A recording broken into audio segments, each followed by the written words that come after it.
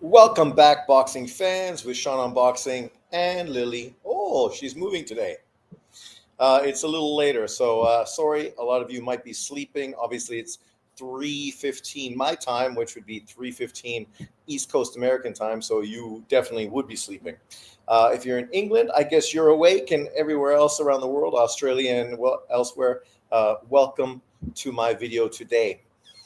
Today, we're going to be talking about how certain individuals love to cherry pick aspects of resumes to shit on fighters that don't look like them, yet then get offended and bent out of shape when people break down fighters that they support and hyped up for years when they break down their resumes. This blatant hypocrisy is the issue. I once looked at a guy who shit on Roman Gonzalez because he did a homecoming fight in Nicaragua, against a lesser opponent. But yet, guys like this, casual fans, talk about legends and legendary fighters. Yet, Pernell Whitaker, on multiple occasions, fought guys with losing records, coming off of world title fights. Pernell Whitaker, an American legend, one of the three best defensive fighters in boxing history. Yet he consistently picked cherries after tough fights. And people back then, when I was watching boxing, didn't shit on Pernell Whitaker for doing that. Literally, they enjoyed watching him take lesser fighters apart. You got to see really how great he was when he was in with lesser opponents, guys that couldn't really challenge him to the same extent as elite fighters. So you really got to see him really open up and unwind on these guys. And that's always been something boxing fans have enjoyed when their fighters were in with lesser opponents, right? But the problem is when you want to shit on somebody like Roman Gonzalez for doing the exact same thing Pernell Whitaker did. It's not like consistently Roman Gonzalez has fought lesser opponents. No, not at all. Consistently, he's fought world champions through 4 weight divisions. And if you don't like him, you don't like him. That's fine. But the bigger issue is this cherry picking of particular points to shit on people. We see people shit on Golovkin's resume all the time. They don't give him credit at all for any of the fights that he fought. And then talk about world champions. Yet when they talked about Demetrius Andrade, a guy who never fought a world champion, you never heard them bring this topic up for discussion because they did not fucking care. When we talked about Deontay Wilder, right, who had multiple opportunities to unify against world champions, but he was the one that ducked unification. The difference is Golovkin wasn't ducking unification. The other champions were ducking Golovkin, right? You know, not every fighter is perfect. And that's obviously true. And to be fair, you have to point that out. But today I saw a video dick riding Devin Haney, which of course we see the LDBC and other people on YouTube do all the time. All to do what? Not to give Devin Haney props and support Devin Haney for having a great fight and stepping up to do something fantastic to become a 3-weight world champion, right? No. All to shit on Japanese fighters. So the guy could fucking really care less what Devin Haney's doing, except how he can manipulate and use it to shit on somebody else, right? You're shitting on Junto Nakatani for taking on an unbeaten Mexican fighter with almost a 90% knockout ratio. We've seen how that's unfolded for many world champions in the past. Casual fans will ignore that because that doesn't fit the narrative they're trying to push. Anui is fighting his mandatory. And we know the winners of these fights, Anui and Junto, are going to be fighting in a super fight, the biggest fight in Japanese boxing history, right? That's what's at the end of this road, right? They're going to Saudi Arabia to fight in Saudi Arabia on Turki Al Sheikh's, financial check, getting these kind of fights, which are good opponents, but not opponents that are supposed to beat them because people want to see them fight each other. 2 pound-for-pound fighters, right? This is kind of like when people were shitting on Bud Crawford when he was chasing after fucking Errol Spence. How are you shitting on a pound-for-pound fighter who you literally ranked number 1 for trying to challenge against another pound-for-pound fighter, right? When Bud Crawford challenged Canelo Alvarez, how are you shitting on Bud Crawford for challenging against Canelo Alvarez, another pound-for-pound fighter. Like, that shit makes no sense. Except, of course, when it's Japanese fighters that a racist black YouTuber is trying to hate on. Right? Because for him, anytime somebody's ranked or gets more credit than a black fighter, inside his fucking empty fucking head, the mosquitoes start to fucking scratch. Right? And then his racism fucking expounds once again. Like, you should be excited to see Inoue take on another pound-for-pound fighter. Just like I was excited when he fought Stephen Fulton. Just like I was excited when Bud Crawford fought Spence. Whenever there's great fighters fighting each other, as boxing fans, you think you'd be excited about it. But this is the beginning, of course, of an opportunity to shit on, downplay, and dismiss. Because they don't want to give fighters that don't look like them any fucking credit at all. Like, the card in Japan, in Saudi Arabia, is Japan versus the world. It's a great card. It's the card I'm most looking forward to. As I said in my video, I don't expect Americans to be looking forward to that card as much as I am. I live in Asia. You know, I'm excited to see Japanese boxers on the biggest stage, right? I expect Americans to look forward to David Benavidez Yard and Devin Haney versus fucking Brian Norman. I'm not shitting on that card. I'm not dismissing it, downplaying it, shitting on fucking Benavidez and Haney, right? The irony is we've seen tons of fucking PBC fighters get away with fighting mediocre opponents on pay-per-view all the time. And people justified it and fucking cheered it on. Fundura was just fighting Keith Thurman. Ironically enough, guys like this didn't have a problem with it. They said, I'm a boxing fan, so I'm going to buy it. Oh, okay. They don't care that Tank Davis could be fighting Shakur Stevenson in a unification fight. They'd rather have him fight fucking Jake Paul because he's getting paid big money. Yeah, he's getting paid big money. This is the epitome of a terrible fucking cherry pick. Kind of like fucking Tyson Fury, a world champion, fighting an MMA fighter. See, to fight an MMA fighter or a social media guy when you're no longer a world champion or you've retired and you're coming back, that's different. We know what you're doing. You're fucking trying to use your name to get paid out. That's fair, right? People deserve to get paid, right? Even with this extent of Tank Davis, he could drop his WBA title, right? Let somebody else fight for it. And then I wouldn't be so anti the opportunity of Tank getting paid. But to act like this guy was the face of boxing, right? That he is somehow a pound-for-pound fighter. But then you want to shit on Junto and Inoue. Inoue, who embarrassed you already when you picked Stephen Fulton to beat him. And that blew up in your face fucking horrendously.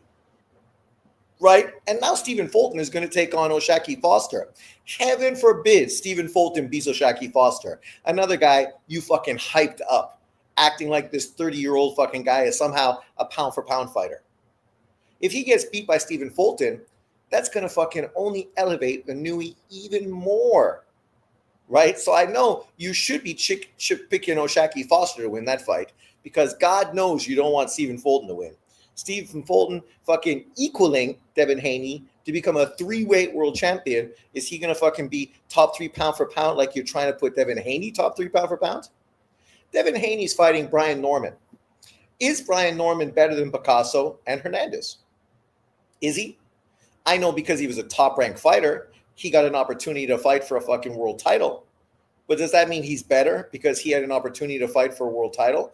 Everyone that's a top fighter for top rank gets an opportunity to fight for a world title from the WBO. This is consistent. Abdullah Mason's getting an opportunity now. Does that mean he's fucking better than other fighters? He might be. But at this point, we don't know that. It would be speculation to assume that this guy is better just because he potentially can be a world champion. Yeah, he could become a world champion, not fighting a world champion, not beating an established fucking fighter. But let's see what everyone in the comment section has to say. Hardcore, what's up? Right on time. So Undisputed Charlo has so much better resume than Golovkin. His resume is not bad, but look at his brother's resume, right? Those guys would be willing to fucking put his brother in the Hall of Fame tomorrow. And his brother's best win was what? You can't even name a fucking really top fighter that he's beaten. Who is cherry picking? Who's cherry picking? Content creators. Cherry picking the fucking narratives they want to use to discredit some people and fucking dick ride and hype others. Why they don't hate on Spence or Charlo like they have so much better resumes than Golovkin? Because they're black and Golovkin's not. And whenever you're a non-black fighter, you don't deserve credit. I saw Adi Oladipo fucking attacking American boxing fans because of their ridiculous fucking, Trump delusion fucking sort of situation with regards to Golovkin. Everyone in the UK fucking thinks Golovkin's a Hall of Famer, right? Nobody fucking is deranged and fucking anti-Golovkin like these Americans. And primarily it's black Americans who fucking just don't think anybody's as good as them. They think they're superior. They think they're the best athletes in the world. And ultimately, they are the best, the cream of the cream, the top of the top.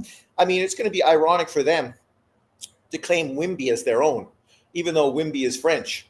But somehow they're going to have to claim him because he is black, and he is the black NBA player who's fucking taking over the league and potentially going to push out all the white guys who've been really fucking making it difficult on Americans, right? So, Wimby will be fucking embraced in their loving arms because he's the same color as them, even though he's not American and he's nothing like an American. Charging $60 for Warley Parker is ridiculous. I agree, Bobby. I think fucking those fights, none of them should be pay-per-view. It's crazy. Like, these fights will get you tons of fucking people paying attention. You fucking sucking the fans dry with fights nobody fucking asked for. I mean, us hardcores think Wardley Parker is going to be a good fight. The undercard? Who the fuck's on the undercard? I don't even know. And this fight itself, Parker's a fucking pay-per-view fighter? Wardley's a pay-per-view fighter? Come on, man. You would have better fucking selling Atoma over these guys. Yes, Sean, Norman Jr. is way more dangerous than Picasso. Why? What has Brian Norman done that makes him way more dangerous than Picasso? This is a guy that literally was going to get cut by Top Rank because of his piss-poor performances. He was underperforming consistently. So Top Rank threw him one last bone, and he fucking grabbed it and did great in that fight with Santillan. And then they cherry-picked weak opposition in his 2 title defenses. Not top 10 fighters. Mediocre fighters, right? That's the irony with this situation. You want to criticize Inoue and Junto, but you didn't fucking have any criticism for Brian Norman fighting an unknown fucking Mexican fighter. You didn't care that Floyd Mayweather fought fucking unknown fucking Latino fighters like fucking Ortiz, fucking Guerrero, fucking Maidana, who got beat by fucking Amir Khan, right? Like, throughout boxing history, yeah, dudes have taken on lesser opponents. We just saw Boots Ennis taking on Lima, a lesser opponent. You didn't see me hating on fucking Boots for taking on Lima because, unlike these guys, I don't have a racial narrative I'm pushing. I just like boxing, and I'm happy to see fucking guys fight regularly. When they do step up and take on great opponents, then I'm stoked. And I'll fucking talk about it all over YouTube. I literally heard somebody talking about how nobody's talking about Roman Gonzalez. I'm pretty sure, Bobby, that you've heard me talk about Roman Gonzalez multiple times over the last month with the possibility of him fighting either Bam Rodriguez or Kenshiro Taraji for a 115-pound world title. Did we talk about his fight that he just had as a homecoming fight? No, because you couldn't watch that fight anywhere. It was a stay busy fight for an old guy who's trying to stay busy and stay ready for a big opportunity in front of him, right? Ironically enough, guys like this didn't shit on Funduro for cherry picking fucking Thurman. They didn't fucking shit on Pacquiao, who they fucking disdain and hate. So that's really the craziness there, for taking on Mario Barros, neither of whom deserved the world title fight, Thurman or Pacquiao. If Parker Wardley is in pay-per-view, I would rather watch UFC free on TV. Yeah, I will watch basketball, NBA, or college basketball probably, because college basketball will definitely fucking be happening this weekend. So I'll be watching that 100%. Norman Jr.'s power is erasing guys' memory. Yeah, bum-ass opponents that nobody knows, like Cardenas, an unknown fucking Mexican fighter that nobody'd ever watched fight before. Yet Norman, it was okay for him fighting an unknown Mexican fighter that nobody had heard of before. But for Junto, who's moving to his fourth weight division to take on a top 10 fighter who's ranked in the sanctioning bodies, right, with almost a 95% knockout ratio, like Norman, you're hyping Norman because of his power. Well, why aren't you hyping fucking Ray Hernandez? Because he don't look like you, right? Devin's first fight at 147, that's impressive. It's not his first fight at 147. He fought fucking Ramirez at 147. Stop the cap. Anything over 140 pounds is 147. It don't matter if it's a catch weight. It's a welterweight fight. Just because now the opponent is allowed to fucking gain an extra 3 pounds has nothing to do with you. It has everything to do with the opponent not fucking being weight trained when they fight you, right? And I'm not hating on Devin Haney taking on fucking Brian Norman. I've been fair and consistent. I talked about how it's a great fight. Devin Haney's taking on a great opponent. This definitely puts him right back in contention in the pound for pound list. Does this make him pound for pound top 3? Get the fuck out of here.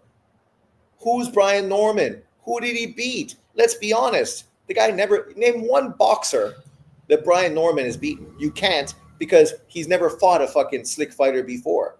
That's probably why Devin Haney and his dad feel comfortable against him, because they realize skill-wise, they are better. Sure, he might be the better athlete, the harder puncher, but he's also younger, more inexperienced, hasn't been in with the same level of competition, has had 2 fucking cherry pick world title defenses against fucking a Japanese fighter who got knocked out by a domestic Japanese fighter at 140 and got fucking just knocked out by him. Didn't Yushan boost morale for beating nobodies, putting guys in the hospital? Bobby, once again, you want to misquote me. If you're going to fucking misquote me, that makes you look bad. I was never fucking talking about somebody being pound for pound top 3 by beating David Morrell. I said David Morrell was one of the fighters I liked most at 168, and I thought he had the best upside because of his speed and power and the Cuban boxing school that he came from. But on many occasions, I talked about how his resume was very weak. He hadn't fought a top 10 caliber opponent. So you don't really know how he's going to do when he steps up to the highest level. I even said that in my David fucking Benavidez morale breakdown. So maybe you should fucking listen a little better and stop trying to gotcha, because you didn't get me. Because you're saying something like you're a John Boxing. If you're going to fucking quote me correctly. Don't fucking misquote me and generalize. Norman is only well known because his dad goes on a lot of boxing channels. That too, right? Most of these fighters today, their fathers do all this road work, fucking capping for them all over fucking YouTube channels. Right? He's a WBO champion. Like, it's ironic that many people have titles, but they're just title holders. They don't get credit for title holders. But all of a sudden, we're supposed to give Brian Norman tons of credit for being a title holder. Be consistent. That's not me that says that. That's John Boxing and others that uses this narrative when they want to shit on people. But if you're going to say that, you got to fucking hold it close to your chest when you talk about fighters you like too. Because until they fight another world champion and unify titles, who the fuck are they? What the fuck have they done? How much credit do you think they deserve for fighting bum-ass opponents that you're literally making videos criticizing other fighters for? But you're going to fucking dick ride them, hype it up, because we know the story. John Boxing wants to fucking put David Benavidez in as the next pound-for-pound #1 fighter in boxing. We go from Floyd to Andre Ward, didn't deserve it, but on John's list he was there, to Bud Crawford, and now to fucking Haney. That's what he wants. He wants a seamless transition from one black American fighter to another, never giving anyone else fucking credit for being pound for pound #1, because fucking black dominance is real. Well, in his mind, not fucking really in the boxing world, but in his mind it's real. So he's got to talk about black boxers back in the day. Yeah, you got to talk about black boxers back in the day, because unfortunately guys today aren't fucking doing the heavy lifting, right? And if they're not doing the heavy lifting, how much credit do you expect fans to give them? Hopefully fucking as little as you give other people. Imagine earning millions for running against Ramirez. Ah. Sean, early morning here in Quebec, Canada, 3:45. Laugh out loud. I know. I know. I got the day off in Taiwan. It's some holiday in Taiwan. So this is Friday. I just went for a walk, bought a coffee, and I figured I would jump on and scathe somebody. So here I am. Thanks for jumping on. I appreciate it. Even you, Bobby. I'm going to have to start clipping these takes so I have receipts ready. What receipts? What did I say, Bobby, that's not true? Tell me, because you already misquoted me once with David Morrell. What's up, Mike Trades? Glad to have you here. How's it going? Are you helping in making Inoue versus Nakatani? Nah, they'll make it anyway. Haha, joke. Hey, man, anytime you can fucking give credit to fighters that are going for greatness, they deserve greatness. Like, imagine trying to fucking act like what Devin Haney's doing against Brian Norman is great. But the fact that we know Inoue and Junto are going to fight each other, we downplay that and say, oh, you're giving them credit for something they didn't do. Well, fucking Devin Haney didn't fight Brian Norman yet either, but you're giving him fucking credit. Imagine that, right? You're going to give Devin Haney credit for something he hasn't done, but you want to criticize Inoue and Junto because they're getting credit for something they didn't do. They're not getting credit. People are anticipating a fucking spectacular fight, the biggest fight in Japanese boxing history. That's what it is. No one's going to say Devin Haney versus Brian Norman is the biggest fight fucking ever. The biggest fight in New Jersey? Fuck no. The biggest fight where? In Newark? No. Like, where is Devin Haney, Brian Norman the biggest fight ever? Nowhere. It's a great fight. But let's keep things in perspective. John is just biased for black fighters and he hates anyone who isn't black. That's a fact. 100% fact. Like, literally, you make a video today talking about how Roman Gonzalez, Lomachenko, and Golovkin are fucking not legends because nobody's talking about them. You're literally making a video talking about them. And you've been doing it for the last 10 fucking years. They're so fucking in your head that you can't fucking stop talking about them, even when nobody's talking about them. You didn't see me jamming Roman Gonzalez in anyone's face so that you need to reply and somehow try to fucking disprove the narrative. But this is just that racial hate that guys like him have. Enjoy the day off. Day off for me too today. Turning 47 today. Ah, happy birthday, man. 47. God damn. I can't even remember when I was 47. That's nice. Doing anything special? Inoue Nakatani are the real deals. Gotta love it. No trash talking. Simply let's do it. You can easily believe in those guys. And the reality is, don't you want to see who's better? It's a stylistic matchup that's really intriguing. Junto's a left-hander, very tall and long, great power. Inoue is just a fucking superstar, right? Great boxer, puncher, a guy with legitimate power and legitimate speed, a great jab, right? You know, seeing them against each other is fucking exciting. I don't know why anybody that claims to be a boxing fan would need to shit on that fight. That would be like shitting on Spence versus Bud Crawford. I mean, the only people that shit on that fight were Errol Spence fans, right? Black American fans. I guess that's the consistent thing in this fucking narrative. Junto needs to look impressive at 122 in December to make us believe he can really beat Inoue. Sure he does. Yeah, but that's fucking always the case, right? That's the only reason people are excited about Devin Haney versus Brian Norman, because Brian Norman knocked the fuck out of a Japanese fighter none of you fuckers even watched fight before. But because he knocked him out, all of a sudden, wow, you're so excited. But literally, you don't know fucking the guy he knocked out, but that doesn't matter. You're still going to give him tons of credit for the knockout. I mean, ironically enough, if Junto goes out in there and knocks out Sebastian Hernandez, guys like you are going to shit on it and say, who's that? Nobody even knows who that guy is. I mean, that's not really a legitimate victory, right? We know how it rolls. Good day, Sean. What's up, Gaza? AKA the old man, bacon and eggs. I know. My Australian brethren. Inui is battle tested. I'll have to see how far Nakatani went if he ever struggled. Need to study him more. Yeah, I mean, the one thing about Nakatani that causes problems is we know that Inui's been caught several times by the backhand against left-handed fighters. If you get caught by the backhand against Junto Nakatani, it could be fucking lights out, right? Of course, we have to see how both Inui and Junto look on this big card in Saudi Arabia. I mean, that's the thing. You're only as good as your last fight.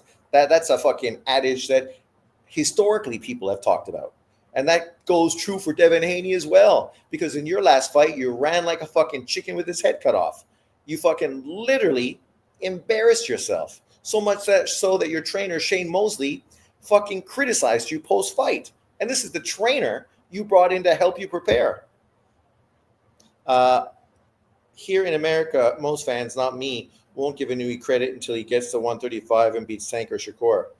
Yeah, see, that whole statement you just made there tells you everything you need to know. Why beating Tank Davis, who's never stepped up and taken on a fucking legitimate opponent in his career, why is he somehow the fucking litmus test?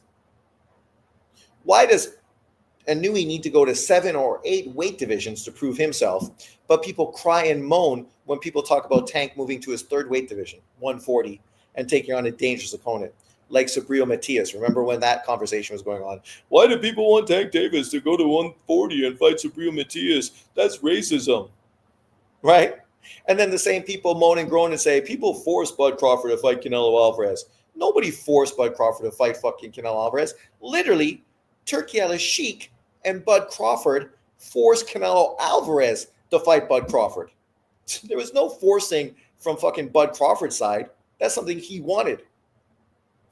Forcing. I would have trouble calling them fans. Remember that Manny and Floyd were already at 147 at 31 or less. Inui is already 32. If they ended their careers at 147 10 years later, why? Should Inui go higher than 126, which was 154 to them? I don't even know if 126 is 154 for them. Inui's in his 4th weight division. Oh yeah, okay, I guess you're right. For Floyd Mayweather, that's his 5th weight division. For Manny, it's his 8th. Like, historically, if Inui goes and beats Ball to become a 5-weight world champion, that's fucking legendary. It's historic. There's less than 10 fighters in boxing history who were 5-weight world champions. Less than fucking 10. I think there's only about 5, to be factual. Tank is a letdown. Only the Sims praise him these days. Yeah, knockout boxing. And they went there only once or twice. Well, that's it. Floyd fought, what, once? And then should have fought Laura, but of course he was never going to fight Laura for unification. And then Pacquiao did it at like a catch weight. But Pacquiao obviously had already been through more weight divisions already. The reality is what Inui's doing is historic. And that doesn't take away from Bud Crawford's legacy.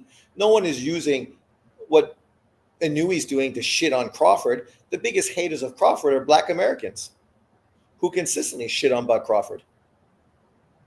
Right?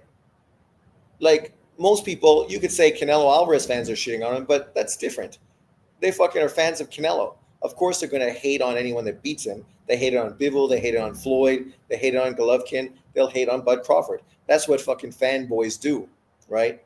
But boxing fans, they aren't hating on fucking Bud Crawford. Not at all. People are giving him tons of credit. People say Manny jumped all those weight classes, so they believe Inui should. I've seen people say Inui rehydrates to 140. That added fuel to the fire. If Inui rehydrates to 140, that means he still weighs less than Shakur and fucking Tank Davis at 135. Equivalent of them going to 160, 168. Well, that's it. Let fucking Tank Davis go to 147 and fucking fight Boots or Bud Crawford. Could you imagine the fucking motherfuckers losing their mind if people on YouTube were saying that? People would literally fucking lose their minds, right? Saying racist this, racist that, fucking anti-black boxing fans, racist fucking fans, racist this, racist that. But literally, we heard 78 say he would never give Inui credit until he goes to 135 and beats Tank Davis. Knocks out Tank Davis. Not beats him, knocks out Tank Davis. As if somehow he needs to do that. Okay, I want Tank Davis to go to 147 and beat fucking Boots Ennis. Only then can I fucking give him credit. And that's not even the same amount of weight classes. Literally, that'd only be Tank's fourth weight division. Inui's already in his fourth weight division. Bud, my pound for pound number one, but going a year inactive to fight Avician and another year off to fight Madrimov isn't the best. Real lack of activity. And that's why people rank guys like Usyk above him, because of that inactivity, right? Some people, they're so caught up on this whole fucking racial stuff, they can't be fucking fair. Just because you're pound for pound number one doesn't mean you stay pound for pound number one. This is not fucking a career achievement fucking award. This is not the Hall of Fame. It's what have you done for me lately, motherfucker?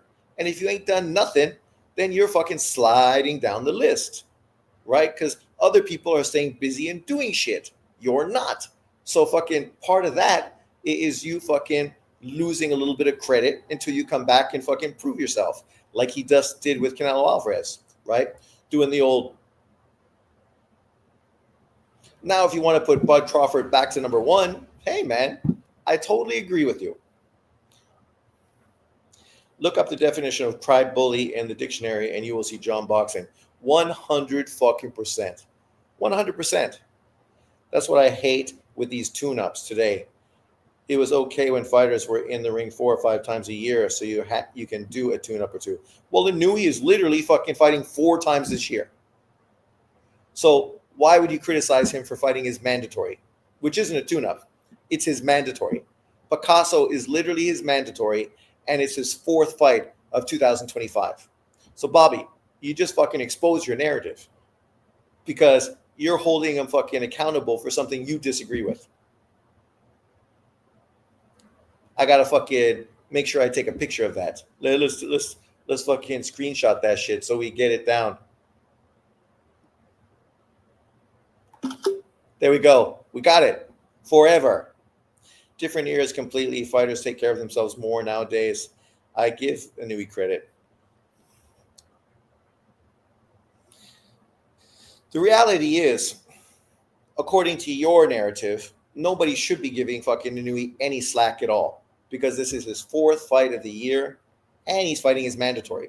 If you don't fight your mandatory, what that means is in 2026, when you want to fight Junto Nakatani, potentially the sanctioning bodies are going to strip you and fuck up the whole fight. So you do what you got to do. You stay busy. You go to Saudi Arabia. You get fucking tens of millions of dollars to fight your mandatory in a showcase fight to hype up the biggest fight in Japanese boxing history. Yeah. I'm just not jumping up and down to see Picasso. Yeah, but you don't need to jump up and down. It's his mandatory, right? Generally, the guy that's mandated by these fucking shitty sanctioning bodies, let's give them the criticism. The sanctioning bodies, right?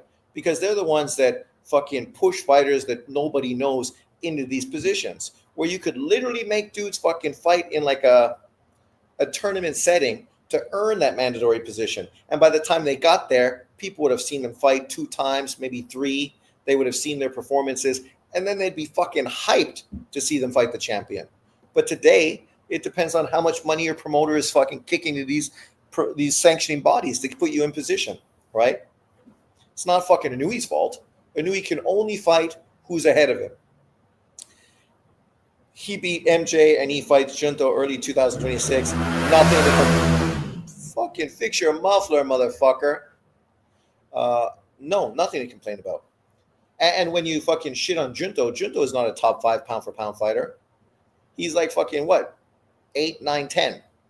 And this is a guy who in 2026 is fighting a pound for pound fighter in Inui and just moved up to his 4th weight division to fight fucking on the undercard of Inui's card to get the opportunity to fight him. Like, why would you criticize him?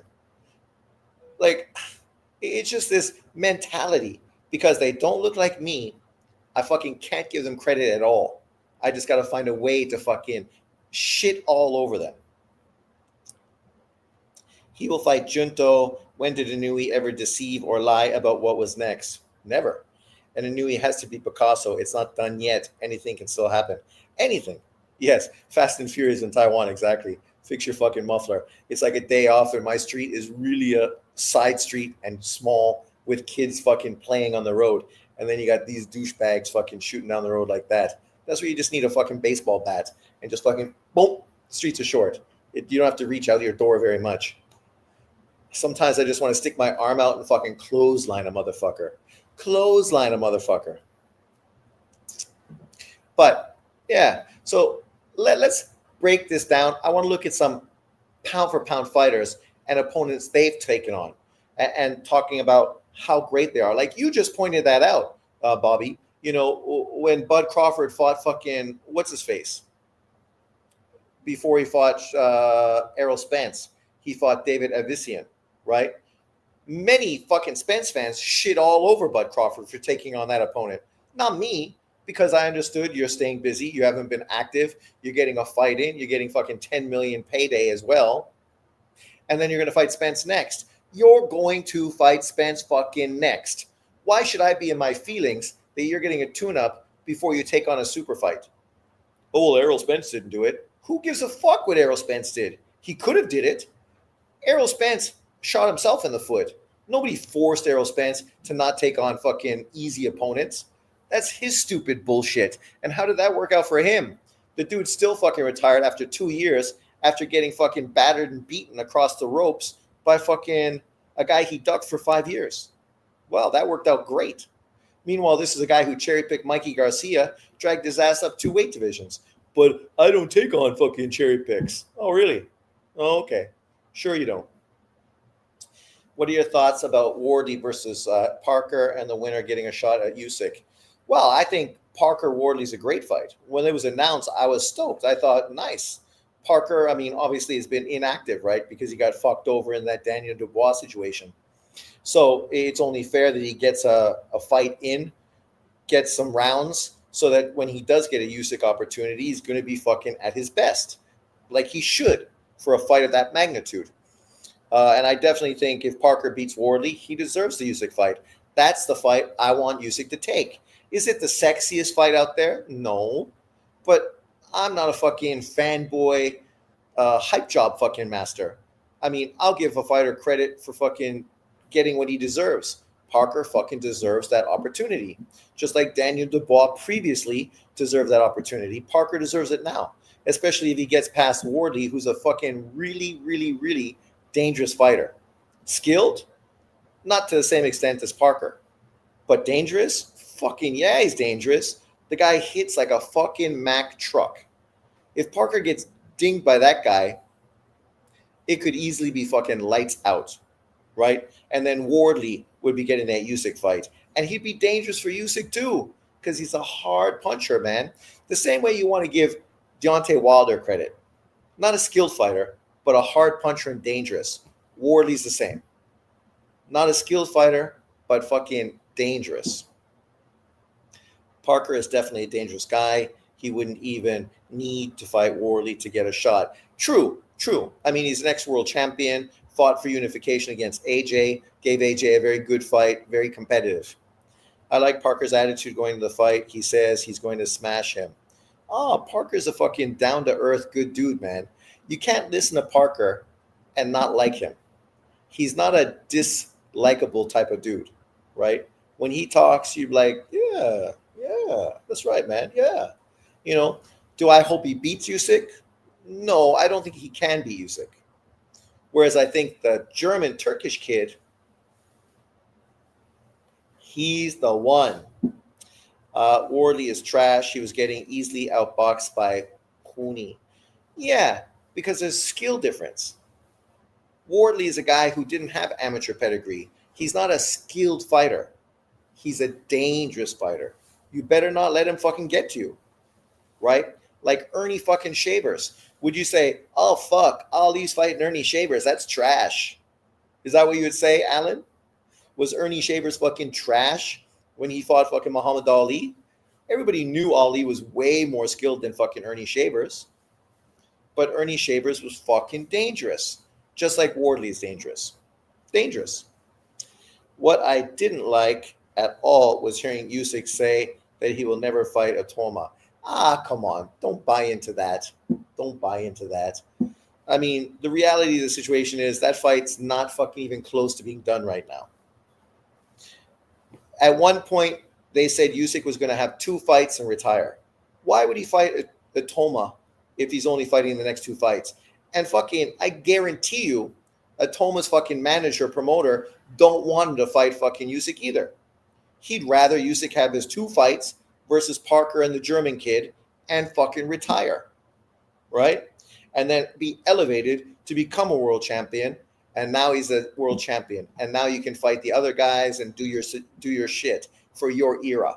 That's what fucking Frank Warren wants. Frank Warren doesn't want him to fight fucking Usyk right now. No fucking way.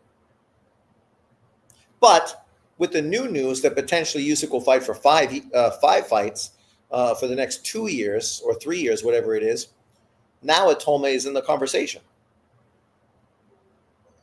Usyk, if you listen to the whole conversation, he didn't say he would never fight him. He just said, at this point, no. There's no point fighting him.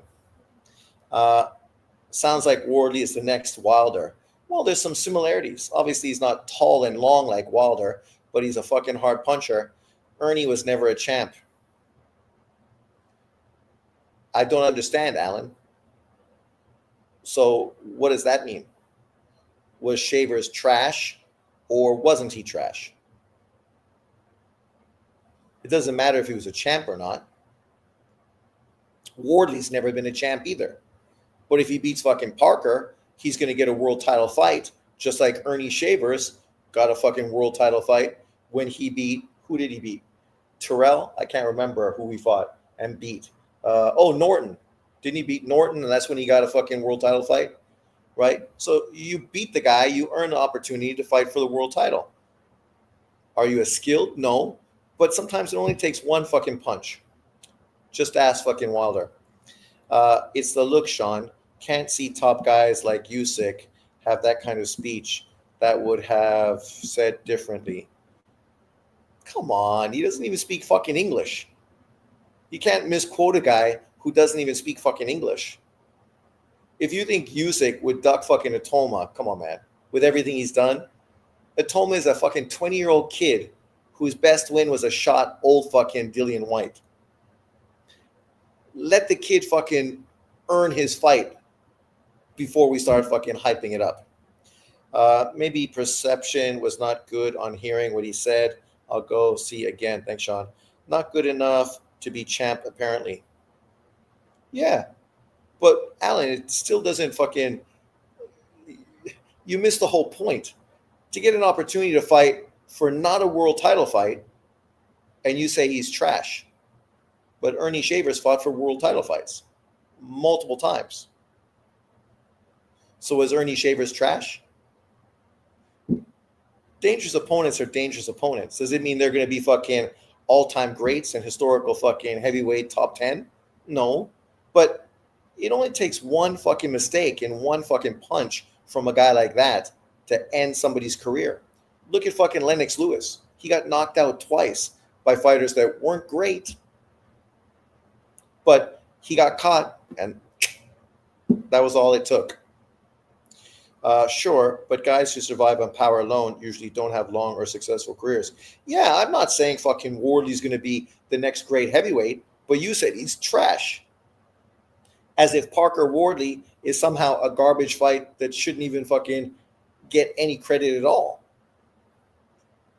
So that's why I use Ernie Shavers as a comparison, because it's a similar type of fighter.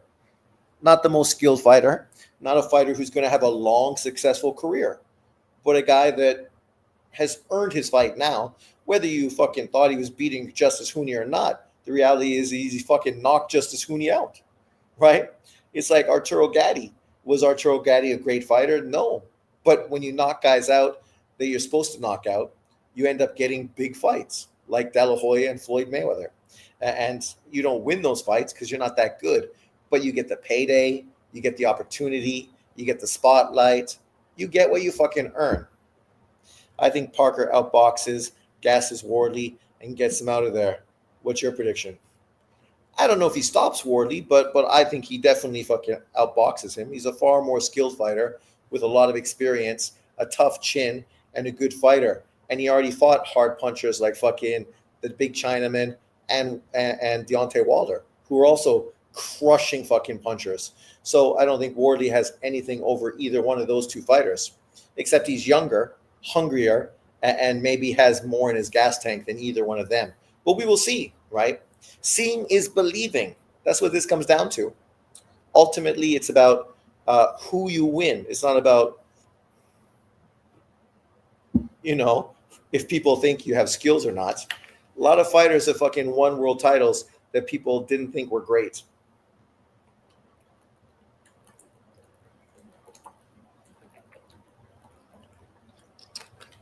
But let me just go here and scroll through some of these pound for pound fighters. So BoxRec, of course, we got Inoue and Nakatani 1 and 2. Any reasonable person knows that there's no way Junto Nakatani deserves to be top 10. But this list also doesn't have Alexander Usyk top 10. Alexander Usyk is number 14. Jesse Bam Rodriguez is number 12, right? So David Benavidez is fucking 8, and Shakur Stevenson is fucking 6. Jaron Ennis is 4. Jaron Ennis is 4. Like, you could like Jaron Ennis, but I don't think he's a pound for pound fighter right now because he hasn't done anything. And putting him fucking top 5? That tells you everything you need to know about BoxRec's pound for pound list. But we're going to use this list just to talk about some of the opponents other guys fought and how come they didn't get criticized for fighting lesser opponents, like the way fucking somehow Junto and Inoue is getting criticized. I'll say this: if Parker controls Wardley with his jab, then it's going to be a long night for Fabio. Yeah, and I think any good fighter makes it a long night for Fabio. But as I said, it only takes one. Heard rumors about Old Pack to try to fight Loma. Thoughts? Oh my God. If they can make the fight and get paid, more power to them. You can't really criticize them because they're not fucking active fighters and they're not world champions. So they can do whatever they fucking want to get paid. Floyd Mayweather, somebody said, Manny Pacquiao still fighting, but, blah, blah, blah, to stay relevant. So's Floyd. But Floyd's fighting fucking John Gotti's fucking son. At least Pacquiao's fighting top-level fucking fighters, right? Like fucking Mario Barros, a world champion. Floyd's fighting bum-ass opponents that nobody fucking knows who they are, aren't fighters, and charging people pay-per-view. So trying to fucking hype up Floyd by discrediting Manny, that sounds fucking crazy. Because Manny is literally taking on legitimate fights. But to be fair, I don't want to see fucking Pacquiao Loma fight. What's the point? I mean, to get paid, okay. I said maybe Loma, because of the war in the Ukraine, financially it'd be good for him because who knows how that war has affected him financially. When you buy houses and buy lands and start businesses in the Ukraine, you're fucked, right? You're fucked. So if you want to come back and fight, okay, I get it. But the reality is I'd rather have seen him fight Tank Davis. Floyd is a consummate coward, laugh out loud. Floyd's balloon exploded right after the Pacquiao fight. He would never take a risk again after that. Well, I mean, he almost ruined fucking boxing after that fight with that fucking boring, piss poor fucking performance. Kind of like Devin Haney versus fucking Ramirez. Guys that fucking just want to win and collect the payday, but don't give a fuck about boxing fans. It almost ruined boxing. And then it spawned a fucking whole era of fucking money grubbing fucking non-legacy fighters. Which is why American boxing is fucking dead. No fucking American channel wants to showcase fucking boxing anymore because American boxers killed the shit. Loma versus Tank would be great. Yes, it would have been. Fighting Manny 5 years earlier would have been taking a risk. Floyd's a complete cherry-picking coward. Pretty much. And to be fair, I mean, if they're doing like I don't know why you would have that fight, because at least when Manny fought Barrios or was chasing Rolly, he was trying to become a world champion. Even there's talk about him fighting Lopez, Tio. Tio's also a 140-pound champion. So you could win a title by fighting those guys. Fighting Lomachenko, what do you win? He's not a champion right now. So I don't even see the point of that fight. It's pointless. But, that's not me trying to be a fucking dick riding fucking fanboy of fighters I like, unlike other people. I can keep it real. Keep it 100. But let's check this out. So we'll go to Terence Crawford. We already talked about it, but just let me point it out. So there's Bud Crawford, greatest fighter since sliced bread. So after Porter, he took on fucking David Avician. A fight that was heavily criticized by fucking PBC fans and Errol Spence fans. Not by me, because I'm not a fucking hater. I know David's a solid fighter. He beat good opponents. And for a stay busy fight, it's a solid opponent for him. But this guy is 29-3-1, right? Now 31-5-1. So after Bud Crawford, he literally fucking lost to Jaron Ennis. He beat a guy who was 11-55-3 after getting beat by Bud Crawford, and somehow that earned him a world title fight versus Jaron Boots Ennis. But Jaron Boots Ennis didn't get criticized for taking on this guy. Bud Crawford didn't get criticized. Oh, sorry, Bud Crawford did get criticized, but Jaron Ennis didn't get criticized. I didn't criticize either because I think it's a good fight, not a great fight. A stay busy fight, it is what it is, right? What he's done after that justifies him taking on a lesser opponent. Then we move to Ennis. We already know he took on several weak opponents, right? And has been criticized by many people. The Lima fight got a lot of criticism from haters, even though he was moving up to a new division, his second division, taking on an opponent to get comfortable with the new division, kind of like what Junto Nakatani is doing right now, right? But let's look at this Lima guy to see if you think he's a better opponent than fucking Hernandez. Lima's a guy that's 14-1 when he steps in the ring with fucking Boots Ennis. He's 32 years old, right? From Portugal. The guy lost to Aaron McKenna, a fighter who has no power, a good domestic UK fighter, 20-0, 10 knockouts, right? Solid fighter. But a guy, beat Liam Smith, not bad, and outside of that, who'd he beat? That's it. His last fight, probably the best fight of his career. When he fought Jose Lima or whatever Lima's name was, nobody even knew who fucking Lima was. Right? So some people are very critical of that fight for Boots. Not me, because I understand what he's doing. He's just fucking jumping in the ring, staying busy, testing, feeling it against a guy who's naturally bigger than him. The Davis saga is also destroying boxing. That kind of processed, the sitting in there doing nothing while real ones do the dirty jobs can lead to you getting rich. That hurts. Yeah, but he's following the Floyd Mayweather thing, right? So he epitomizes what I stated about Floyd ruining the sport. Yikes. Ennis just fought an Uber driver he found in Lisbon. Yeah, but he was criticized for that. Just like Bud Crawford was criticized by Spence fans for fighting fucking Avician, right? But yet Avician had multiple losses. Lima had already been beaten. Hernandez is an unbeaten fucking fighter from Mexico who's never got beat. Maybe he's going to be proven to be fucking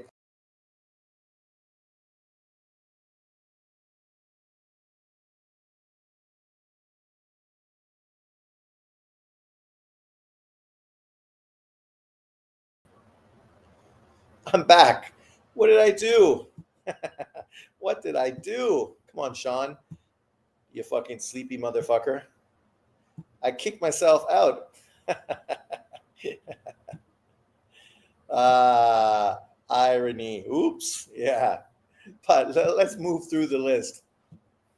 So, obviously, we know Boots, he's not being criticized specifically because he fought Lima.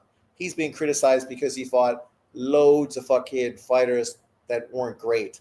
Karen, David, Roman Villa, Castillo Clayton, Thomas Delorme, Chris Van Heerden, fucking Sergey Lipinets, right? an ex-champion, but a guy who's ex-champion at 140, right? His whole career is a bunch of nobodies, literally nobodies. His resume is really thin. Stanionis, the best name on his resume, but what has Stanionis done? Not fucking much. So putting Boots so high and talking about him being pay-per-view, pound for pound, I think he's great and could be pound for pound and probably is the best fighter at 145, 154. But he needs to beat those motherfuckers to prove it. Canelo, obviously, we don't even need to look at Canelo because he was heavily scrutinized for fighting opponents, right? Because he's Canelo. So no matter what he does, he gets shit on. Let's look at Shakur.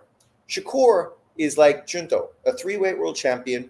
He was unified 2 belts as well, just like Junto. He's 28, so he's older than Junto Nakatani, right? He's considered a pound-for-pound fighter, and nobody has an issue with that. Junto gets considered a pound-for-pound fighter, and all of a sudden, he's only there because of the machine pushing him into position. Yet, let's look at fucking Shakur's resume, and you tell me all these great fighters that Shakur Stevenson was facing in his career that somehow make his resume so fucking elite. So we go back and we look when he won his first world title. So he fought Joet Gonzalez to win the WBO vacant title. Joet wasn't a fucking champion. This was a vacant title at 126. Then he went up and fought Felix Cabrera, who nobody knows. Toka Clary, who nobody knows. Jeremy Nakatila, who nobody knows. Literally 3 bum-ass opponents back to back to back. These guys are not better than the opponents that fucking Junto Nakatani was fighting. Then he fought Jamal Herring to become a 2-weight world champion. Jamal Herring, who'd already been knocked out previously. And then he fought Oscar Valdez for unification. At that point, people were saying Valdez is the best name on his resume, right?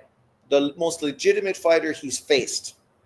Then he fought Robertson Consacao, solid guy. Yoshino, cherry pick.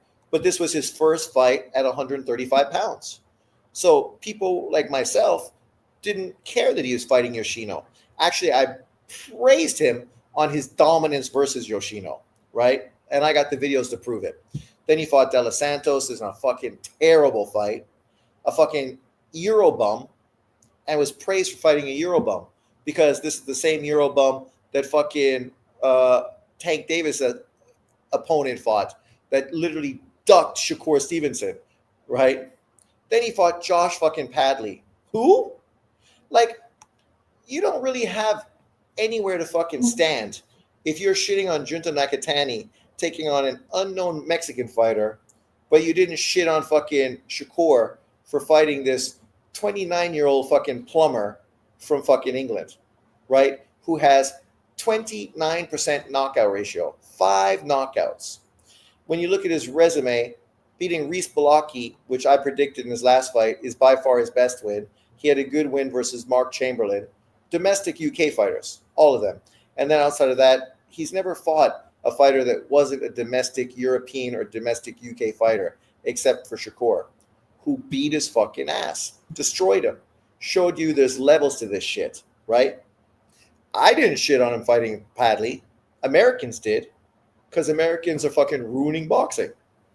I understood Padley was a replacement opponent for fucking a guy that also had done nothing in boxing, but it was still going to be an exciting fight between 2 young American fighters, right? And that's Schofield. You speaking the truth. Yeah, I'm not lying. I'm not trying to fucking twist the narrative to hype up a fighter I like. I'm keeping it 100. The irony is, if you're going to be shitting on Junto because he's Asian, why did you shit on these guys for doing fucking something similar, if not fucking worse? Right? Like, let's just keep it fucking 100, man. We know the only reason you're shitting on Inui and Junto, GGG, Roman Gonzalez, and Lomachenko, is because they're not Black Americans. And they've all been considered top elite pound-for-pound fighters at one point of their careers.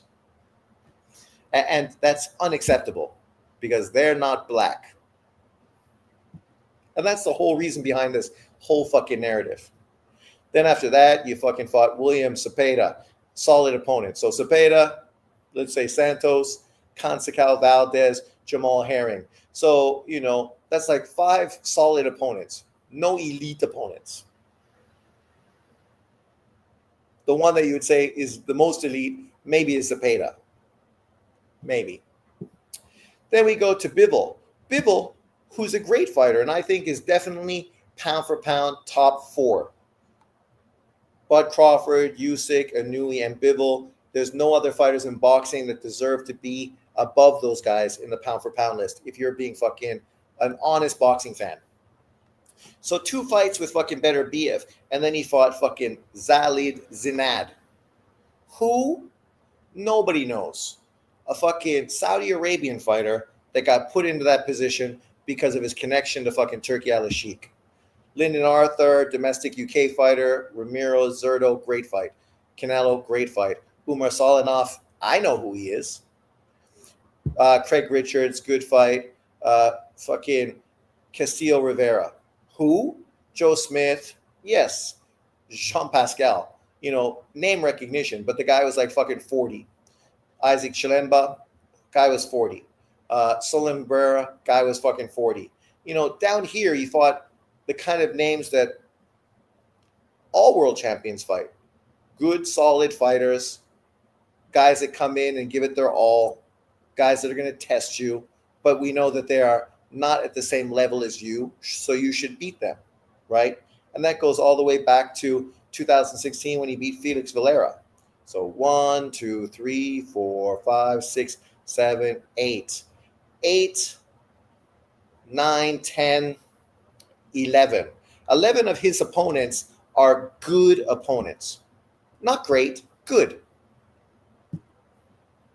And then he's got Canelo, Zurdo, and David and Beterbiev.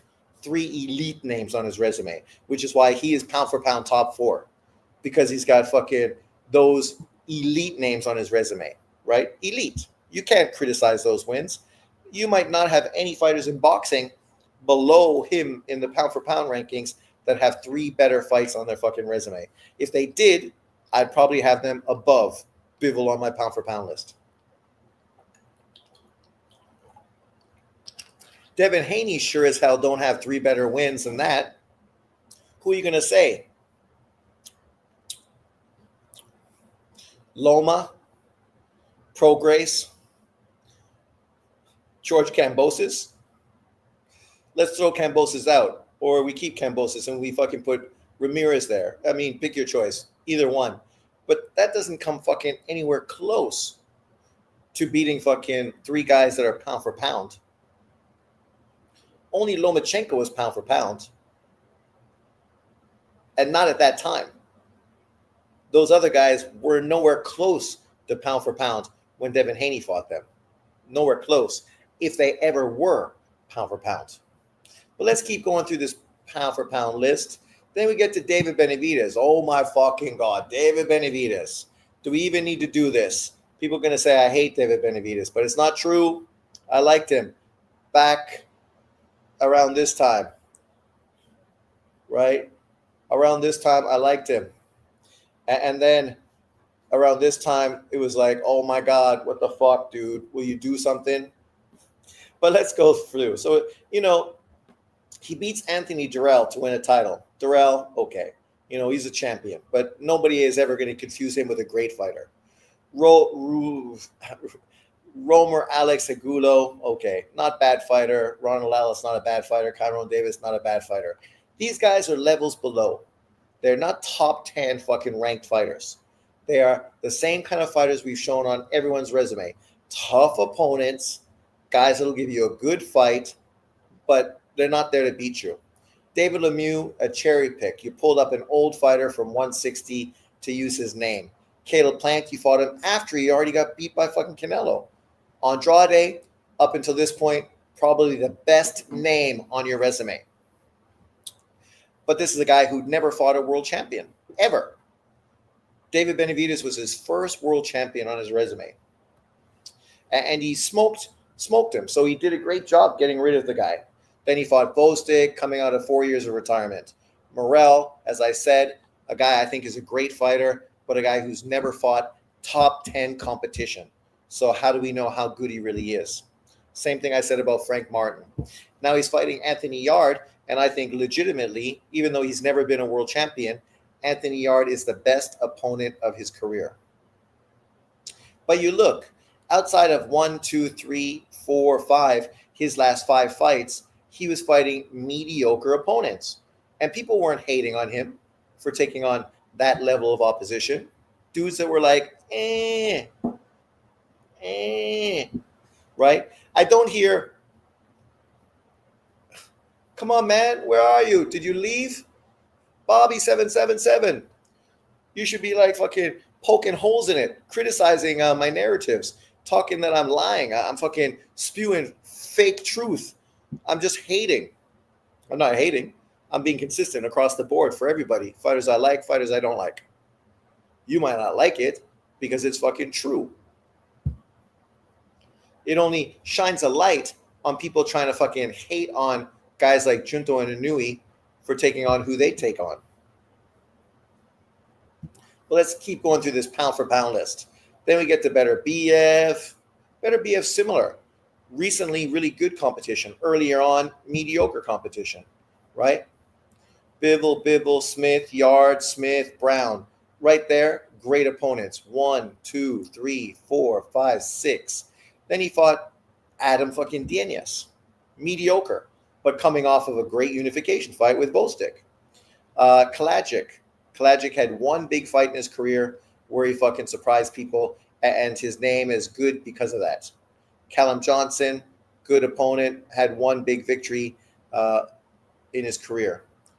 Enrico Colling, who, Preto, who, Medierno, who, Johnson, who, Campilio, ex-champion.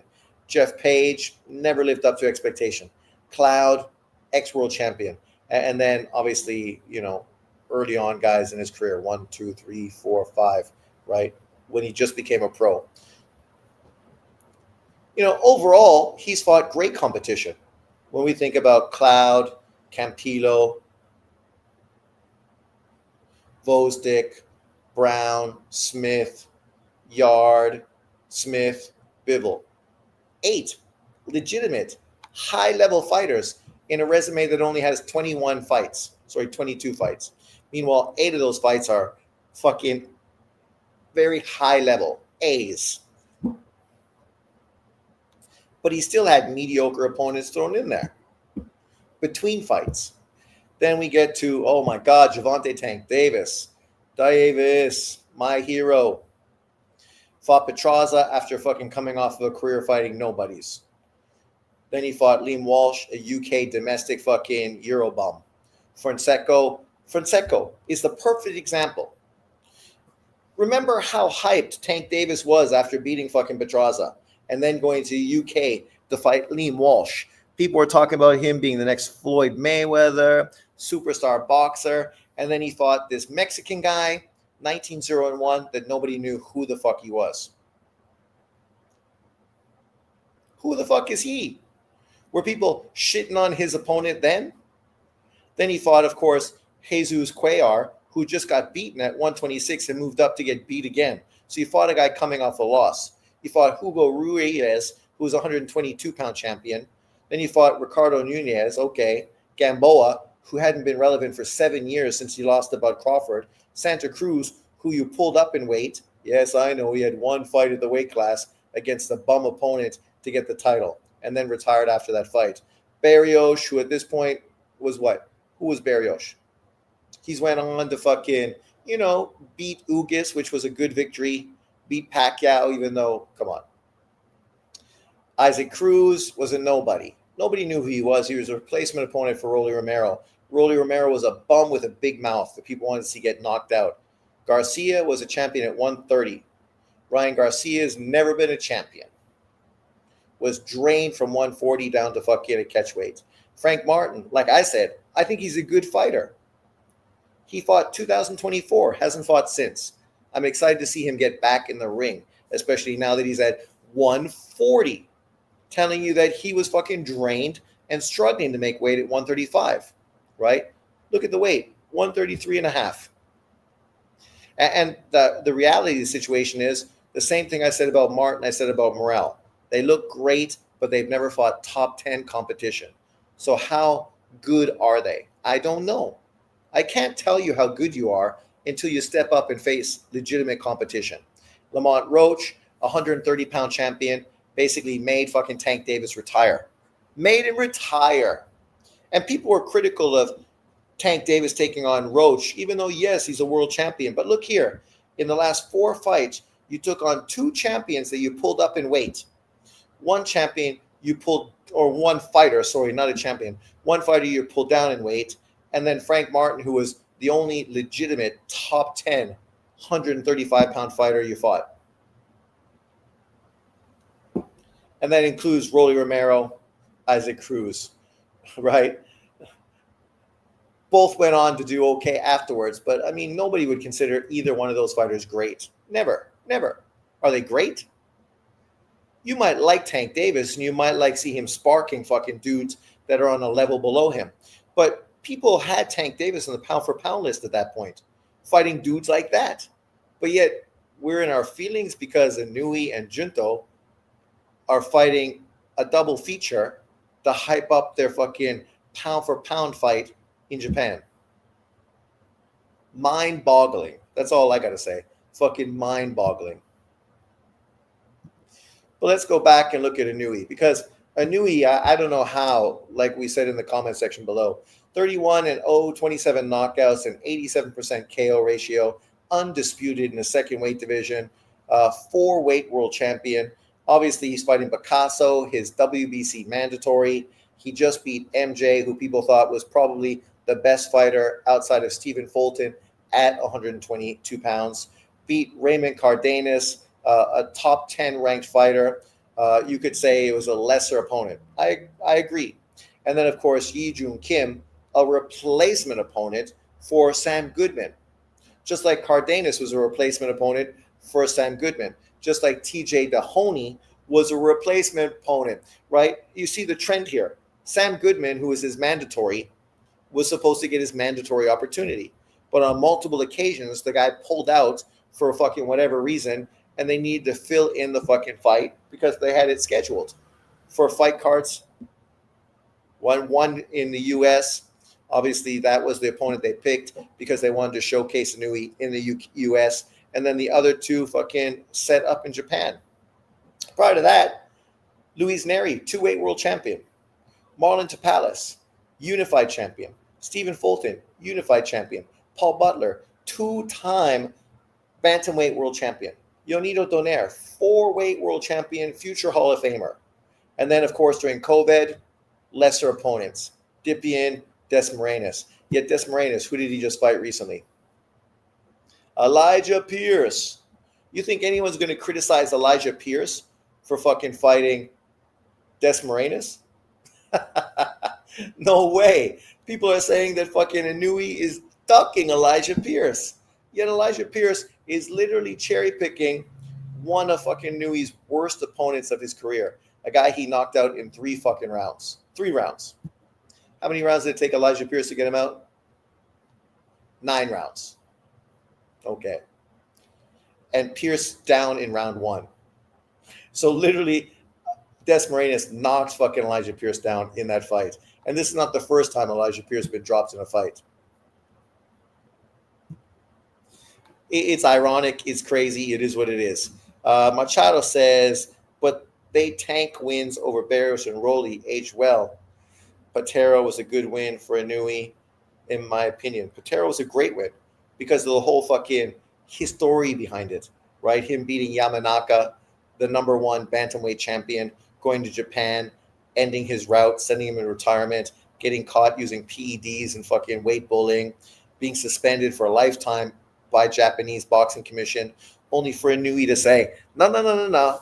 Let the guy come back for 1 fight in Japan against me, and I'll reclaim Japanese pride. And of course, they did it in the fucking Tokyo Bowl and sold over 55,000 fucking seats, right? 55,000. But yes, let's be critical of them because they're bums. They're fighting nobodies. Let's look at Junto, because somehow This 27-year-old Japanese kid is getting so much hate. 31-0, 24 knockouts, 77% knockout ratio, right? Taking on this guy, an undefeated Mexican. Oh my God, he's fighting an undefeated Mexican. It must be a cherry pick. Reyes, 20-0 with 18 KOs, a 90% KO fucking ratio. 25-year-old kid in his prime wants the future's ahead of him.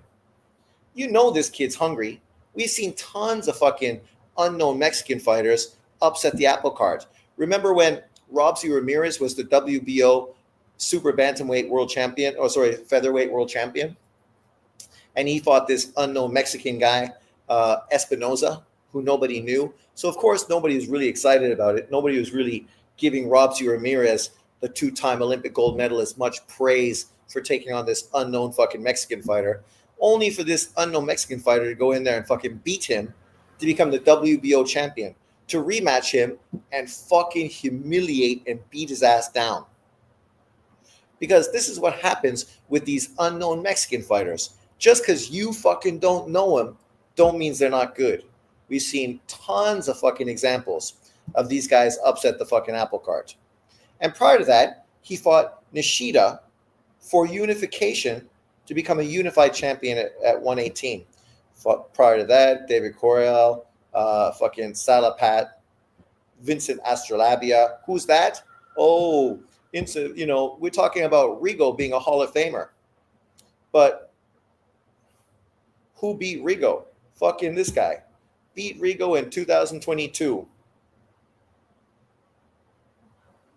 Knocked Rigo down in the 8th round. Right? Only for fucking, of course, Junto Nakatani to knock this guy's ass out in one fucking round. One round. Destroyed fucking the same guy that fucking beat Rigo. Alexander Santiago. Oh, 28-3-5. That dude must be a bum. He was the WBC world champion. After, what did he do? How did he become a champion? He beat Nonito Donaire to become a WBC champion. Only to then, of course, get knocked out by Junto in 6 rounds. Yes, he did lose his last fight to a tough, unknown Mexican guy by majority decision for the Latino bantamweight title. Then Aji Cortez, never been a world champion, but a tough motherfucker, right? Got beat by Junto, went the distance, and then went on, won his last 3 fights, one by TKO, the other by decision. Prior to that, the last guy that beat him was fucking Juan Francisco Estrada, who he also went the distance with. So when you look at who he lost to, he was losing to some pretty fucking historically great fighters. Juan Francisco Estrada, a future Hall of Famer, and Junto Nakatani. Right? But we want to criticize Junto because he's taking on this unknown Mexican fighter. And let's look at this guy. Yes, he's unknown. So who did he fight? Probably nobody. Oh, he just fought Azit Hovisian in 2025, beating him to put himself highly ranked on the sanctioning bodies to get an opportunity to face Junto Nakatani, right? And if you don't know who Azit Hovisian is, you obviously are a casual fan because this guy is a tough fucking Armenian that was in Fight of the Year versus Luis Neri. If you didn't watch that fight, go check it out. Great fight. Obviously fought David Picasso, who knew he was fighting, got beat by 12-round decision, and fucking fought Reyes, who beat him by 10-round decision. This is the same guy that beat Franklin Manzilla, fought Ron Ray Vargas for the WBC world title, lost to him after beating Ronnie Rios, a very good opponent, right? Very good opponent. But he's fighting bums. He's fighting nobody. If you think about Rigo lost all his big fights except for Donaire. Well, to be fair, Rigo didn't really have any big fights outside of Lomachenko and Donaire, right? And I saw JB talking about how, he lost to Loma because Loma pulled him up 2 weight divisions. But once again, let me clarify the history. When Lomachenko beat Gary Russell, to become a world champion at 126. He was supposed to fight Nicholas Walters for unification, right? But unfortunately, Walters lost his title because he missed weight. So now that fight between Nicholas Walters and Lomachenko, an in-house ESPN fight, right, at 126 pounds, which would have allowed Lomachenko to become a unified champion, fell through. So what did they do? They offered Rigo, right, who was one of the only great fighters in around that division who wasn't PBC. Because Leo Santa Cruz and Frampton, those guys were never going to fight Lomachenko, just like they blatantly ducked fucking Rigo for years. PBC doesn't get hate for fucking ruining Rigo's career. They shit on Top Rank. And the only big fights that he had were Top Rank fights. Donaire and Loma. But Lomachenko offered him a 124 fucking catch weight, because he was a 122 champion, to fight for his 126 title. And so there was a catch weight with a rehydration clause. But Rigo turned that shit down because he wanted more money. How did that work out for him? Did he get a lot of big money fights afterwards? Fuck no. Guy was fucking blackballed his whole career by every promoter he fucking worked with outside of fucking Top Rank, who were the only ones that gave him big fights. He could have had that Lomachenko fight when he was younger, 2 pounds more than his fucking natural weight division of fucking super bantamweight. He's the one that walked away from that, not fucking Lomachenko. Not Lomachenko. What's up, silly ass Waldochenko? So once again, right, you see the fucking narratives that people love to push. They never talk about that shit. Never. They ignore it fucking completely because they don't want to give Lomachenko credit and criticize Rigo for fucking walking away. Literally, they say 500,000. That's not enough. He deserves more. He deserves more. He deserves more. Okay, let's see how much more Rigo fucking deserved back in the day. So let me scroll through. Who did we see that somebody fought? We're talking about Chunto. Who was I saying?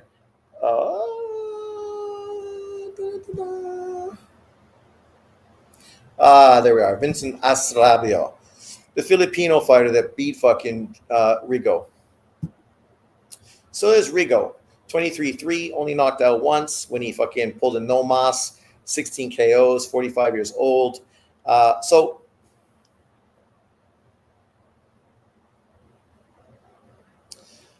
around the time he fought Nonito Donaire, ended up getting a fight with Joseph Abeco in 2013-14. This was the time where he was offered a fight with Lomachenko.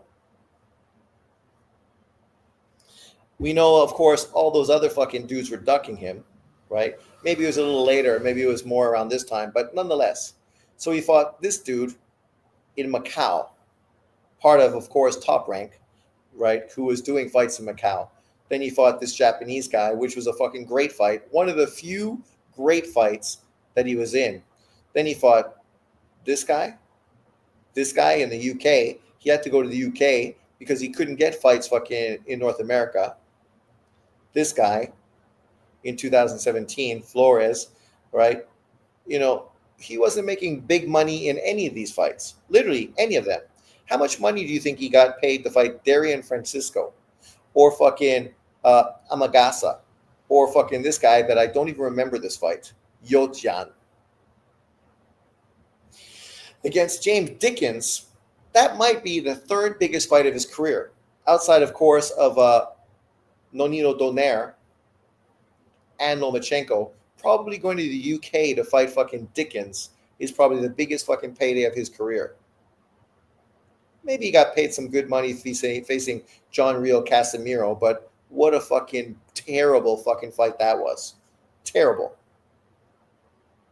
And ironically enough, he fought a guy here, 33-17-1.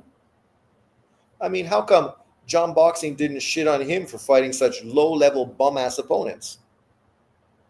But,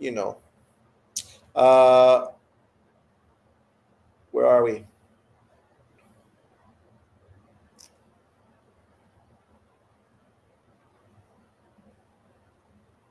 Casimiro, the guy they say, I knew he ducked, beat Rigo the G. Well, actually, How could Inui duck fucking Casemiro? The fight was signed, sealed, then fucking delivered in America, right? Why did the fight fall through? Because of COVID.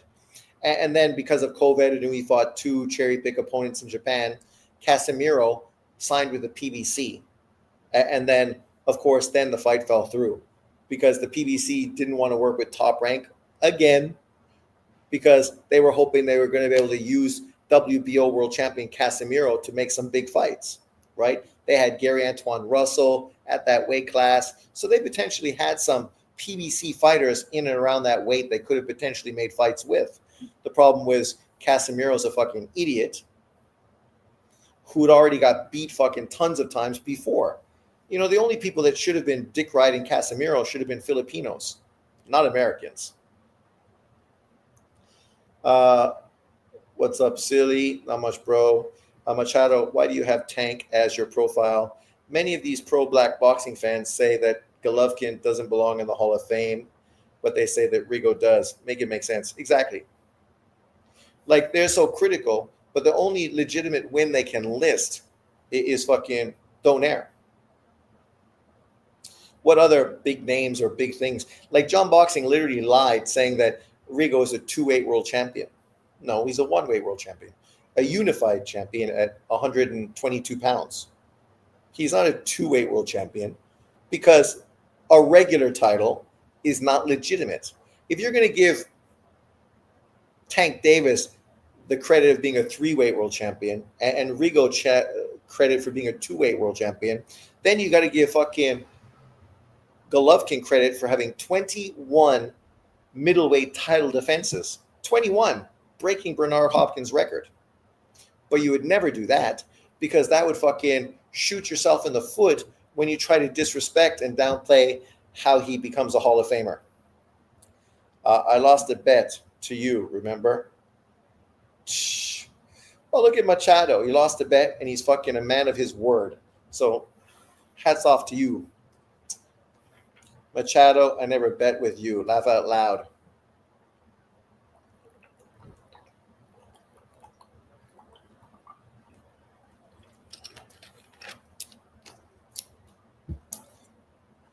There's like sibling rivalry, right? The back and forth. But, you know, it is what it is. So what other big boxing conversation is going on? Let's check it out. Obviously, this weekend, there's not much going on as far as boxing outside of that Wardley Parker fight. Oh, speaking of that, Casemiro is fighting. Oh, my God. There you go. Let's look at Casemiro. Casemiro, 34, 4-1, 23 KOs, only stopped once. He's fighting a Japanese fighter, Kameda, who's 15, 5-2. I wonder if people are going to shit on him for fighting a dude that's 15, 5-2, or fighting this guy, fucking Sanchez, who's 21-3. Oh, he had a draw against Uguni. Oh my God. What has this guy done in years outside of being in the most boring fight of 2021 by fucking getting a victory over fucking Rigo, which was a shit fight. Best fight of his career was his knockout of Zolane Tete, and I wanted Zolane Tete to win. He lost to Jonas Sultan. He beat Charlie Edwards, which isn't bad. He lost to Amnet Rongrong, but beat him in the rematch, which is a good win. So Rongrong and fucking Tete. So two really good wins. You have to say that literally with Rigo throwing on, Casemiro's legacy is bigger and better than fucking Rigo's. I wonder if we talk about Casemiro being a Hall of Famer, if people are going to be dick riding and jumping on that. Right? And Johan Sultan became a multiple weight world champion. He beat Pedro Govera when he was undefeated back in fucking 2012. That's a good fight. That aged well. Lost to fucking Matheny, but Matheny is a great African fighter. The only guy to stop him. I mean, you guys probably don't even know who he is. Roman Garcia. But Matheny's solid. He was a legitimate world champion, 40-3. The babyface assassin, 26 knockouts, only 3 losses. Obviously, he lost to Sonny Edwards, but he was old at this time. Beat Akira Agashi. Beat fucking Muhammad Wasim, which was a really good fight at that time. Beat fucking Yenis Labraza, Ricardo Nunez, Casemiro, beat Zolane Tete, was the first man to put a loss on Zolane Tete's resume. Got beat and knocked out by Donaire, and this was when Donaire was a fucking killer back in 2008. Beat Hussein. Wasn't this the guy people literally said that Manny Pacquiao fucking lost to or ducked? So, great fighter. But once again, a fighter that people dismiss, downplay, and ignore. Where are we? I am not John Sean. Laugh out loud. Sean, have you heard any Anthony Yard is not sparring? I prep for Benavidez. Any truth to that? I wouldn't be surprised, right? Because I think sparring takes a lot out of you physically, especially if you're doing the wrong kind of sparring. Really, when you're sparring, you should be like working on muscle memory of certain things that the guy does, right? So the guy should be doing that, and you should know what he's doing before he does it, so you know how to fucking counter it and deal with it. But a lot of guys just get hard sparring, which potentially leads to cuts and other issues. But I think with his trainer, this is not the first time that Anthony Yard has done this. So I'm not surprised. Also, they're probably concerned with stamina and being able to go 12 rounds because obviously with Anthony Yard, that's one of the biggest issues he's had. He's a great fighter, but when he's pushed hard, generally he fucking fades in the final few rounds of the fight. And you don't want to fade versus David Benavidez because the one thing we could say about David is he's got a great gas tank, right?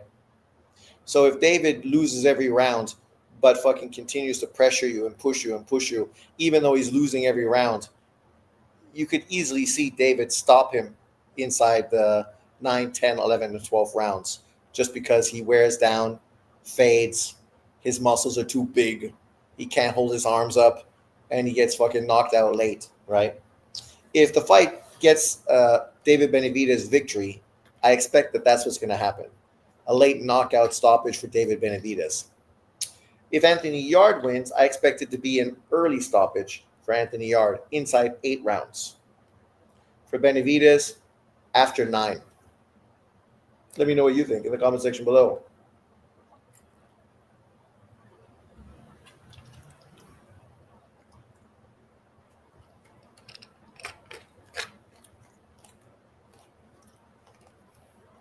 Bakari Sweat. I don't know whose sweat it is, but it tastes good. But thanks everyone for jumping in on another great live with Sean Unboxing. I appreciate it. Obviously, we have the big fight card this weekend, even though I don't think it's a big fight card. But the Wardley Parker fight should be good.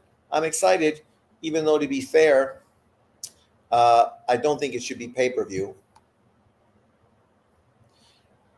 And when you look at this card overall, how could it be pay-per-view? Literally, there's not one other fucking fight on this card that anybody outside the UK fucking even knows who the fuck's on it. The fight for the IBO Cruiserweight title, who are those fucking guys? I don't know who they are. Ezra Taylor, undefeated fighter, versus Steve Woodall. I don't know who those fucking guys are. Mitchell Smith versus Arnie Dawson for the WBO European lightweight title. I don't fucking know who those guys are. Danny Quartermain, I've heard his name because, of course, how do you forget a name like Quartermain? Facing Royce Barney Smith for the IBF WBO European Super Featherweight title. I mean, Tony Curtis, I thought he was dead. The famous actor and artist. He's fighting some dude that has a record of 3-12-2. Like, come on. Zan Ahmad making his debut versus Angel Gomez, 9-51-3. Like, this card is easily the worst fucking card in boxing fucking history. The worst. And you put that on pay-per-view.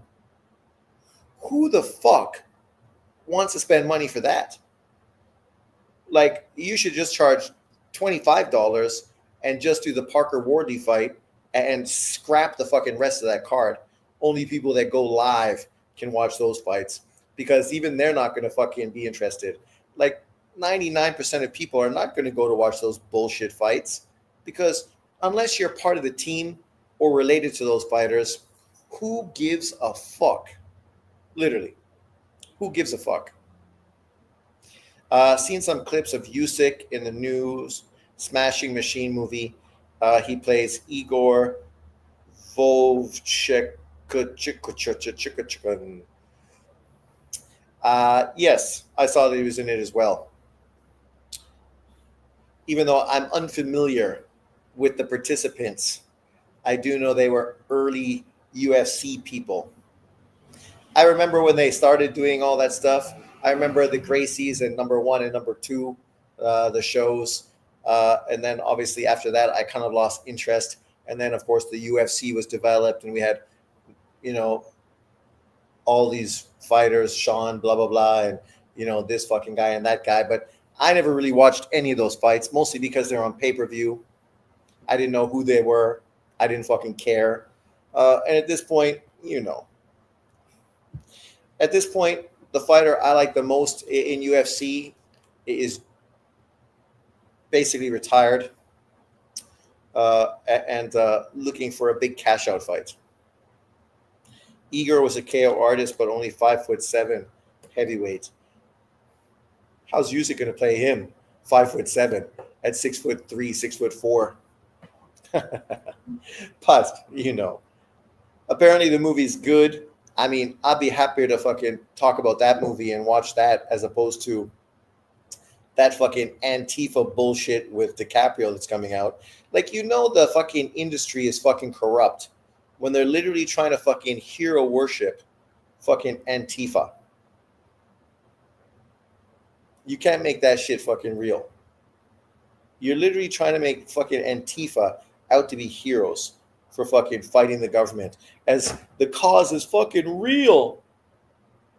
Oh my God.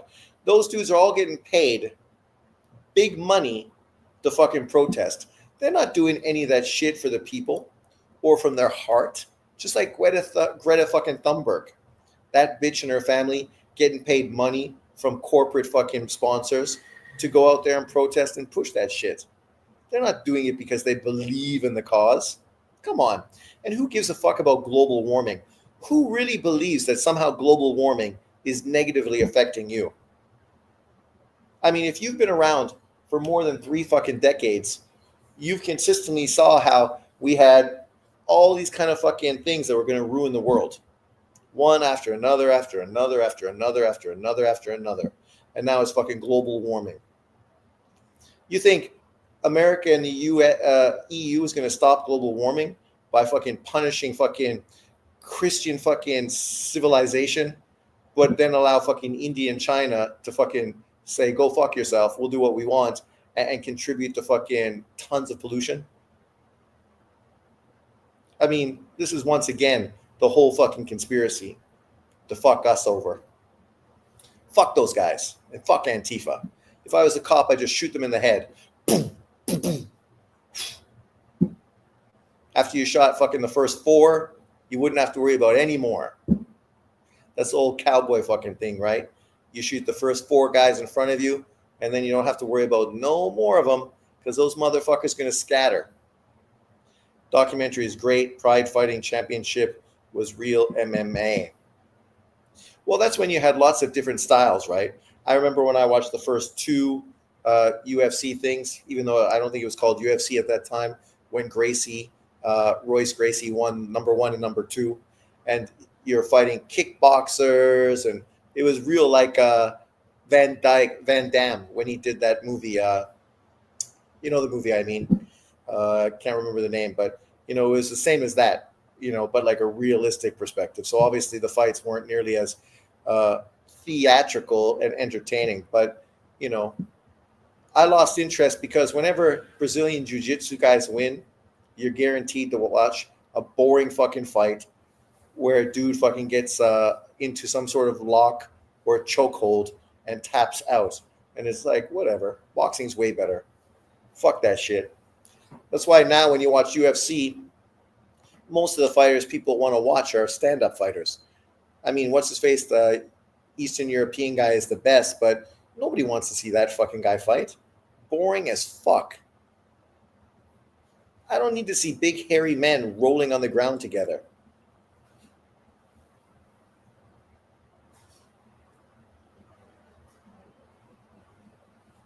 I don't need to see that shit. If you dig it, dig it. Uh, Sakura beat Royce Gracie at 130 match. Yeah, that came after, right? After Gracie was the number one, number two, and then of course his brother came in afterwards. But by that time, I'd already fucking lost interest in all that shit, because who wanted to watch any of those guys fight? The Gracies might be great, but I fucking wouldn't cross the street to watch one of their fights. But that's just me. I was never much into fucking wrestling and any of that stuff. I mean, my school had a university, had a great wrestling team. I watched this many fucking wrestling events. Zero. Zero. But thanks everyone for jumping in. I will see you next time. Peace out. Enjoy your weekend. It's coming. It's coming. See you then. Later.